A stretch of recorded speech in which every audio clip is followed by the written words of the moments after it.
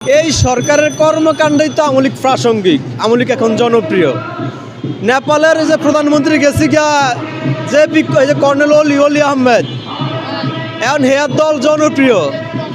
শেখ হাসিনা গেছি গিয়া, এখন শেখ হাসিনার দল জনপ্রিয়। এই দেশের 55% মানুষ আমলিক পছন্দ করে আকাম আর কুকামের কারণে, বুঝছেন। আর আমরা একটা মন্ত্রণালয় পাইছি যেটা ছোটোখাটো একটা চিড়িয়াখানার মধ্যে দেখবেন বাঘ ভাল্লুক ইন্দুর ফাইতাল সব থাকে। আর আমাকে এই মন্ত্রণালয়ে সব আছে। এই যে স্বরাষ্ট্র উপদেষ্টা, হ্যাঁ জিজ্ঞাসা দেশের আইনের অবস্থা কি, হ্যাঁ পেঁয়াজের দাম বাড়ছে না কমছে। নির্বাচন কমিশনের দুই একজন মানুষ মরছে, এটা ব্যাপার না। তো সব মিলে মানে এই এই যে মন্ত্রণালয় একটা চিড়িয়াখানার মতন না। কারণ আমরা আসলে এই দেশটা জন্মে মনে ছোটোখাটো একটা ফাফ করছি, বুঝছেন। এইটা হইলো বাস্তব কথা। এখন আমি যদি জামাত আর বি একদম মেড ইন পাকিস্তান, এই দুইটা যারও জোরে ধরে না, ধরে কারে আনিস আলমগীর মতো একজন সাংবাদিকের। আনিস আলমগীর বাংলাদেশের সাংবাদিকের জগৎ একটা অহংকার। আমেরিকা যখন ইরাক আক্রমণ করছে, এই আনিস আলমগীর সরাসরি লাইভ টেলিকাস্ট করছে। সাংবাদিকের কাজ হচ্ছে কি কইতে পারেন, সরকারের প্রশ্ন করা, এটা তো সাংবাদিকের কাজ। আনিস আলমগীর কি বলছে? আনিস আলমগীর বলছে আমলিক প্রাসঙ্গিক। এই সরকারের কর্মকাণ্ডই তো আমলিক প্রাসঙ্গিক, আমলিক এখন জনপ্রিয়।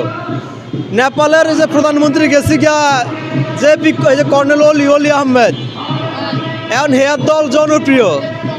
শেখ হাসিনা গেছি গিয়া, এখন শেখ হাসিনার দল জনপ্রিয়। এই দেশের 55% মানুষ আমলিক পছন্দ করে আকাম আর কুকামের কারণে, বুঝছেন। আর আমরা একটা মন্ত্রণালয় পাইছি যেটা ছোটোখাটো একটা চিড়িয়াখানার মধ্যে দেখবেন বাঘ ভাল্লুক ইন্দুর ফাইতাল সব থাকে। আর আমাকে এই মন্ত্রণালয়ে সব আছে।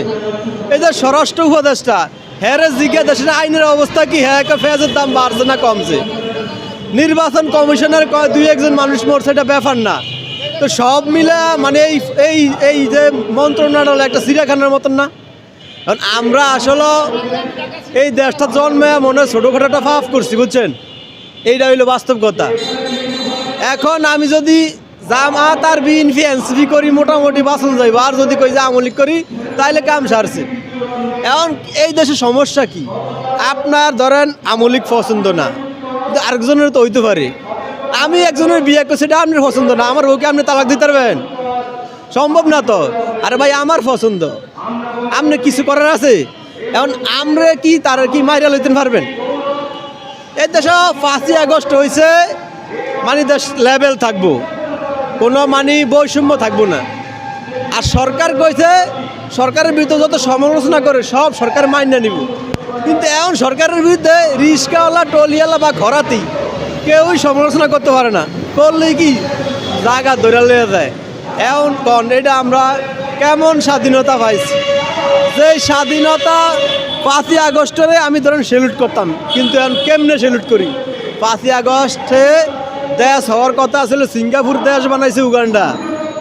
দেশের অর্থনীতি এখন উগান্ডার অর্থনীতির চেয়ে খারাপ। বাংলাদেশের জিডিপির পরিমাণ হচ্ছে $30 বিলিয়ন। ডিসেম্বরের মধ্যে 6 কোটি মানুষ থাকবে অনাহারে। এখন যারা উপদেষ্টা আছে এরা তো ফলাইব। আমলিক কোনোরকম একটা বেশকি দিছে হবায়। আমলিক যে আরো বড় কিছু করবো না, আমলিক কি দল হিসাবে এত জেন্টালম্যান নি? আপনি আমলিকের করেন, আমলিক ছাড়িয়ে দিব। এখন এই দেশের তো একটা যুদ্ধ লাগেই গেলেন। একটা নির্বাচন, বালা নির্বাচন হয় কেমনে? আপনি কইতে পারেন যে আমি নির্বাচন দিব, কিন্তু বালা নির্বাচন দিবেন কেমনে? আওয়ামী লীগের জাতীয় পার্টি দেশের ম্যাক্সিমাম 55% মানুষ আছে। হ্যাঁ রে, বাইরে রেখে নির্বাচন দিলে তো কেন্দ্রের মধ্যে কুত্তা হইয়া থাকবো। আমার সবচেয়ে বড় দুঃখ হয়েছে এই সরকার যখন মুক্তিযুদ্ধের আঘাত করে, তখন আমার খারাপ লাগে। আর এই মুক্তিযুদ্ধের বিরোধিতা করছে জামাত ইসলাম।